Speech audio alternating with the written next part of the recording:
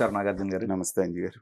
తెలుగువారి ఆత్మగౌరవం కోసం అప్పుడు ఆనాడు టీడీపీ ఆవిర్భవించింది. ఆవిర్భవించింది.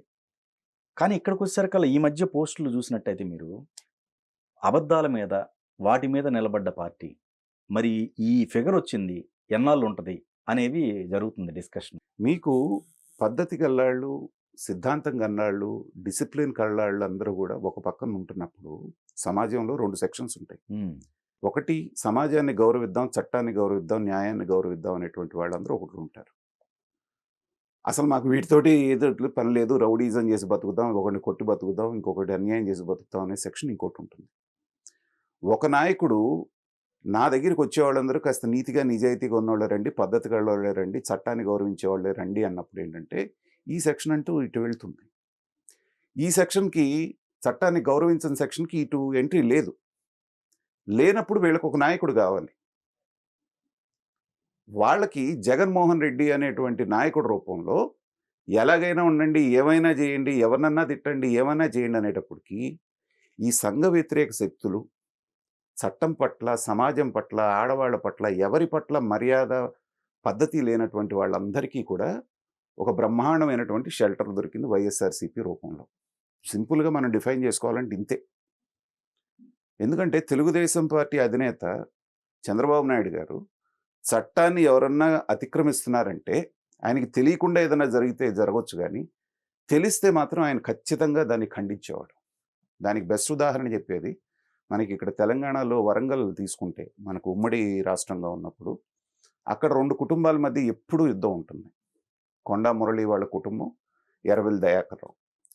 ఎర్రబెల్లి దయాకర్ రావు తెలుగుదేశం అధికారంలో ఉన్నప్పుడు మంచి పొజిషన్లో ఉండి మినిస్టర్గా ఉన్నప్పుడు చంద్రబాబు నాయుడు గారి దగ్గరికి వెళ్ళి కొండా మురళిని ఏదో ఒక వంకతోటి పెట్టి ఎన్కౌంటర్ చేసేద్దామండి, జిల్లా అంతా మన గ్రిప్లోకి వస్తుందంటే, ఏం దయాకర్ రావు మైండ్ పోయిందా, ఏం మాట్లాడుతున్నావు నువ్వు, రాజకీయం లాగా చేయాలి కానీ మనుషుల్ని చంపడం ఏంటి, ఇంకొకసారి ఇలాంటి మాట మాట్లాడితే మర్యాద ఉండదని చెప్పి, ఈ మాట ఎవరు చెప్పారో తెలుసా? కొండా సురేఖ చెప్పింది. అవును, నా ఇంటర్వ్యూలో చెప్పింది. మీ ఇంటర్వ్యూలో వెరీ గుడ్. ఇంకా మీకే చెప్తున్నాను. అదే అవును. అసలు ఇప్పుడు అలాంటి మనస్తత్వం ఎవరికి ఉంటుందండి? స్వతహాగా చంద్రబాబు నాయుడు గారు భయస్థుడు, ప్లస్ రాజకీయంగానే చేద్దాం, అవకాశం వస్తే ఉపయోగించుకుంటే అది వేరే విషయం. కానీ మనుషుల్ని ఎలిమినేట్ చేయటం అంటే, సో మీకు బెస్ట్ ఎగ్జాంపుల్ ఏమైనా తీసుకోవచ్చండి, మన చంద్రబాబు గారు తీసుకోవచ్చు. ఆయన మీద అప్పుడు గవర్నమెంట్ ఉండి కూడా మరి యాక్షన్ తీసుకున్నారు. తర్వాత మొన్న కూడా టికెట్ ఇవ్వడానికి ఎంతసేపు ఆలోచించారు ఆయనకి? అవును. అప్పుడెప్పుడో ఉన్న ఇమేజ్ని దృష్టిలో పెట్టుకొని ఇవ్వాలా వద్దా అని చివరి నిమిషం వరకు ఆలోచించి లాస్ట్ మినిట్లో ఇచ్చారు, ఏదో గెలిచాడు అనుకోండి. సో ఇలాంటి మనస్తత్వం ఉన్న నాయకుడు ఒక పక్కన ఉన్నప్పుడు ఏంటంటే, అలాంటి మనస్తత్వం ఉన్నటువంటి కార్యకర్తలు కానివ్వండి, లీడర్లు కానివ్వండి ఆ గొడుగు కిందకి చేరుతారు. మరి అసలు కంప్లీట్గా ప్రతిపక్షానికి సంబంధించిన ఓటింగ్ కూడా రాలేదండి. మరి వీళ్ళకి సంబంధించి నెక్స్ట్ ఫ్యూచర్ ఎలా ఉంటుందంటారు? అంటే ఇక్కడ ఓటింగ్ వచ్చింది. ఓటింగ్ ఇప్పటికి కూడా ఒక 40% ఉంది. 40% అనేటువంటిది అధికారంలోకి తీసుకొచ్చేంత ఇది. ఎందుకంటే లాస్ట్ టైం చంద్రబాబు నాయుడు గారు కూడా వచ్చింది 40. కొన్ని ఈక్వేషన్స్ వచ్చినప్పుడు 30% ఓటింగ్ వచ్చిన వాళ్ళు కూడా అధికారంలోకి వచ్చారు. కానీ సీట్ల రూపంలో రాలేదు. దానికి కారణం ఏంటంటే, వచ్చినటువంటి మెజారిటీస్ చూడండి ఎలా వచ్చినాయి. 90,000, 80,000, 95,000, 70,000, ఈ 50,000 పైనే దాదాపు 40-50 మంది ఉన్నారు. ఎందుకండి సిట్టింగ్ ఎమ్మెల్యేస్ ఉన్నారా? ఇంతకు ముందు సిట్టింగ్ ఎమ్మెల్యేస్ ఓడిపోయారు చాలా వరకు. అవును, బుచ్చే చౌదరి గారు బోని కొట్టారు. ఎక్కడ 63,000 మెజారిటీ. ఆయన నాకు తెలిసి ఫస్ట్ టైం అనుకుంటా అంత మెజారిటీ ఆయన కెరీర్ మొత్తంలో. తర్వాత బాలకృష్ణ గారు కొద్ది మెజారిటీ అంతకుముందు, ఇవాళ 30,000 పైన, అంతకుముందు 16,000, 17,000 అట్లా చాలా మంది ఉన్నారు. ఇదేంటంటే మీకు వాళ్ళకి పర్సంటేజ్ వచ్చినా కూడా యువతల పక్క భారీగా పడటంతో ఏంటంటే, ఈ అలయన్స్లో వచ్చినప్పుడు వీళ్ళకి 53-54% వచ్చింది. 14% గ్యాప్ వచ్చేసింది కదా.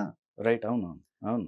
సో ఆ ఫ్యాక్టర్ పనిచేసింది. అదే చంద్రబాబు నాయుడు, పవన్ కళ్యాణ్, బీజేపీ విడివిడిగా పోటీ చేసింది అనుకోండి, చంద్రబాబు నాయుడు గారికి ఒక 40-42% వచ్చేది, ఆయనకు ఒక 6-7% వచ్చేది, వాళ్ళకు ఒక 2-3% వచ్చేది.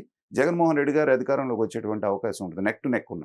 అవును, కరెక్ట్. అది లేకుండా ఇప్పుడు జరిగిన ఎన్నిక బ్యూటీ ఏంటంటే, పవన్ కళ్యాణ్ అనేటువంటి వ్యక్తి మహాభారతంలో శ్రీకృష్ణుడు ఏ పాత్ర అయితే పోషించాడో, ఎవరిని ఎక్కడ ఎట్లా సెట్ చేయాలి, ఎవరిని ఎట్లా ఇచ్చేయాలి అనేటువంటిది, ఆ పాత్ర ఈసారి పవన్ కళ్యాణ్ గారి రూపంలో ఆయన పోషించడం జరిగింది. ఎలాగైనా బీజేపీని తీసుకురావాలి, నిష్పక్షపాతంగా ఎన్నికలు జరగాలంటే వాళ్ళు మనతోటి ఉండాలని.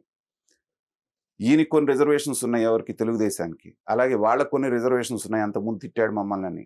వీటన్నిటిని ఈ గ్యాప్ అంతా బ్రిడ్జ్ చేసి, కాదు ఇది నీడ్ ఆఫ్ ద అవర్, రాష్ట్రం యొక్క ఇంట్రెస్ట్ తోటి మనం చేయాల్సిందే అని ఎన్ని అవమానాలు, ఎన్ని మాటలు, ఎన్ని పడ్డాడంటే చంద్రబాబు నాయుడు గారు పడ్డటువంటి కష్టం మాట ఇంకొక రకం. ఈయనైతే లిటరల్లీ పాపం భారతదేశ చరిత్రలోనే నిజంగా 10 ఏళ్ల పాటు ఒక సీటు కూడా లేకుండా పోరాడి ఇవాళ 100% సక్సెస్ సాధించినటువంటి వ్యక్తి. నిజంగా we have to appreciate him. ఇందాక నేను చెప్తున్నట్టు ఈ సెక్షన్ ఇలా ఉన్నప్పుడు రెండో సెక్షన్ మనం వాళ్ళ ట్రాక్ రికార్డ్ చూస్తే, రాజశేఖర రెడ్డి గారు అధికారంలోకి రాగానే ఏం జరిగింది, సంవత్సరం జరగకుండానే పరిటాల రవి హత్య జరిగింది. ఇందాక నేను చెప్పిన కాంటెస్ట్ తీసుకున్నాను. ఎందుకంటే జగన్మోహన్ రెడ్డి ఫస్ట్ టార్గెట్, తెలుగుదేశంలో పవర్ఫుల్ లీడర్ ఎవరిని చూస్తే వణుకుతారు ప్రత్యర్థులు అంటే పరిటాల రవి. అధికారం చేతిలోకి రాగానే లేపేశారు, ఎలాంటి ఆలోచన లేకుండా. దాని వెనకాల ఈయనే ఉన్నాడు అనేటువంటిది అందరికీ తెలుసు. ఆ పని చంద్రబాబు నాయుడు గారు చేయలేకపోయారు. ఎందుకంటే ఆయన చట్టబద్ధం ప్రకారం వెళ్దాం, చట్టబద్ధ పాలన ఉండేటువంటి అన్నప్పుడు ఏంటంటే సాధారణంగానే వీళ్ళు బలహీనలుగా కనబడతారు. ఎందుకంటే అరాచకవాదులు, అరాచక శక్తులన్నీ అక్కడ ఉన్నాయి. సో మనకి ఇలాంటి లీడర్ కావాలని చెప్పేస్తని ఆ సెక్షన్ మొత్తం ఇందాక చెప్పినటువంటి గుట్కా బ్యాచ్ కానీ, ఈ నోరు పారదల జనాలన్నీ వీళ్ళందరూ ఆయన చుట్టూ చేరారు. ఆయనకి ఇలాంటి వాళ్ళే నచ్చుతారు. ఇప్పుడు ఎల్వి సుబ్రహ్మణ్యం గారు లాంటి ఆయన ఉన్నాడు, పెద్ద మనిషి. అన్నా నువ్వే నడిపించాలి, నేను అనుభవం లేదని చెప్పేసి సీరియస్గా పెట్టుకున్నాడు ఆ రోజున. ఆయన అసలు ఉబ్బి తబ్బిబ్బి అయిపోయి ఇంకేముంది నా మాట వినేస్తాడు ఈయన ఏదో మంచి పాలన మనం ఇవ్వచ్చు అని ఆయన అనుకుంటే 2 సలహాలు నచ్చనివేవో కానీ తీసి పక్కన పెట్టాడు. సో అదే ఎల్వి సుబ్రహ్మణ్యం గారు చంద్రబాబు నాయుడు గారి దగ్గర ఉన్నారనుకోండి, బ్రహ్మాండంగా ఉపయోగపడేవాడు, ఈయన ఉపయోగపడేవాడు, ఆయన ఉపయోగించుకునేవాడు. అది ఇక్కడ తేడా గమనించాల్సింది. సో ఒకళ్ళు లా అబైడింగ్, రెండో వాళ్ళు లాని లెక్క చేయనటువంటి వాళ్ళు. మనం చంద్రబాబు నాయుడు గారి టైంలో కోర్టు మొట్టికాయలు వేసింది అనేటువంటి సందర్భాలు ఎప్పుడన్నా విన్నామా? Rarest of the rarest. నాకు గుర్తున్నంత వరకు 1 or 2 ఇన్సిడెంట్. అది కూడా అది ఇబ్బంది వస్తుందంటే ఈయనే విత్డ్రా చేసుకున్నాడు. కానీ జగన్మోహన్ రెడ్డి గారి జమానా 5 ఏళ్లలో కొన్ని వందల సార్లు ఈవెన్ ఐఏఎస్ ఐపీఎస్ ఆఫీసర్లు కోర్టుకు పిలిపించి గోడ కుర్చీ వేసినట్టుగా పొద్దు నుంచి సాయంత్రం దాకా నిలబెట్టి పుస్తకాలు చేతికిచ్చి సెక్షన్లు చదివించినటువంటి సందర్భాలు. సో సమఉజ్జీగా ఉండి చట్టాన్ని గౌరవించే ఇద్దరు పోటీ పడటం అనేటువంటిది అది రాజ్యాంగబద్ధంగా ఉంటుంది. ఒకళ్ళు చట్టాన్ని గౌరవిస్తూ ఒకళ్ళు చట్టాన్ని లెక్క చేయనప్పుడు వీళ్ళతో పోటీ పడటం కష్టం అవుతుంది. 40 ఏళ్ళు రాజకీయ జీవితం ఉన్నటువంటి చంద్రబాబు నాయుడు గారు తన ఎంటైర్ కెరియర్లో జగన్మోహన్ రెడ్డిని ఎదుర్కోవడానికి పడ్డంత కష్టం జీవితంలో ఎప్పుడు పడ్డా. రాజశేఖర రెడ్డి గారు ఉన్నప్పుడు కూడా ఇబ్బందులు వచ్చినాయి, ఆయన అవమానించాడు. కానీ ఇంత హ్యూమిలియేషన్ లేదు. ఎందుకంటే దిస్ ఈజ్ బియాండ్ లిమిట్స్. అది సైకలాజికల్ డిజార్డర్ ఉన్నటువంటి ఒక పాలకుడు ఉంటే ఎంత నాశనం జరుగుతుంది రాష్ట్రంలో అంటానికి. లేకపోతే 74 ఏళ్ల మనిషిని జైల్లో పెట్టి సరైన ఫెసిలిటీస్ ఇవ్వకుండా దానికి ఒక సీసీ కెమెరా బిగించి ఆయన ఎలా ఇబ్బంది పడుతున్నాడని నువ్వు కూర్చొని సెల్ ఫోన్లో చూసుకుంటూ నువ్వు సంతోషించావంటే సైకోపాత్లుగా ఎవరు చేస్తారండి?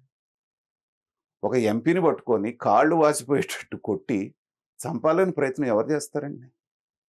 ఇది రాజ్యం చేసే పనా, లేకపోతే చెంబల్లో డెకాయిట్లు చేసే పని? అదృష్టం కొద్దీ ప్రజలు దీన్ని రియలైజ్ అయ్యారు తొందరగా. మాకు వచ్చినా రాకపోయినా పర్వాలేదు, ఎదురిగి ఈయనకంటే ఎక్కువ ఆయన ఇస్తానంటున్నాడు. నేను అదే చెప్తున్నాను, చంద్రబాబు నాయుడు గారి పథకాలు ఆకర్షించిన వీళ్ళని అంటున్నారు, తప్పది. పథకాల కోసమే జనాలు వేసుంటే ఇంత ఎత్తున రాదు, ఇంత ఎత్తున ఇది కాదు. దాదాపు 25-30 లక్షల మంది అందరూ అన్ని ప్రాంతాల నుంచి వెళ్ళారండి. వాళ్ళకి ఏం పని? ఈ రాక్షస పాలన పోవాలి, రాష్ట్రం బాగుపడాలి. సో ఇది బేసిక్గా ఈ రెండింటికి ఉన్నటువంటి పార్టీల మధ్య తేడా.